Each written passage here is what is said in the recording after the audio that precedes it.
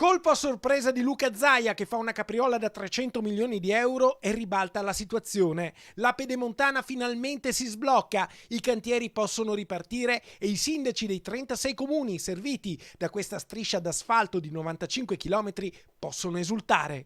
I lavori a Pedemontana devono continuare, devono essere finiti il prima possibile. Il comune di Rosà è tagliato da est a ovest per intero, per cui io auspico che velocemente i lavori riprendano velocemente e vengano chiusi. Che i lavori riprendano velocemente e vengano chiusi. D'altra parte, questa Pedemontana, concepita nell'era del governatore veneto Giancarlo Galan, nasce sotto una cattiva stella. Fino a ieri, un buco da 1 miliardo e 600 milioni di euro aveva congelato tutti i cantieri. Sta accadendo quello che temevamo di più, cioè che alla fine sia sempre il pubblico a pagare lì dove progetti presentati dai privati ma riconosciuti di pubblica utilità da parte degli enti preposti non sono di fatto sostenibili. Che doveva essere la SIS a fare il closing finanziario come aveva promesso, trovando i suoi canali finanziari di sostegno.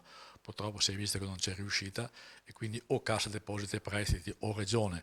Ed è proprio la Regione a sciogliere il nodo con un mutuo con Cassa Depositi e Prestiti da 300 milioni di euro che sblocca la situazione e permette di pagare gli espropriati. Una manovra finanziata dall'addizionale IRPEF con un intervento solo sui redditi oltre i 28.000 euro.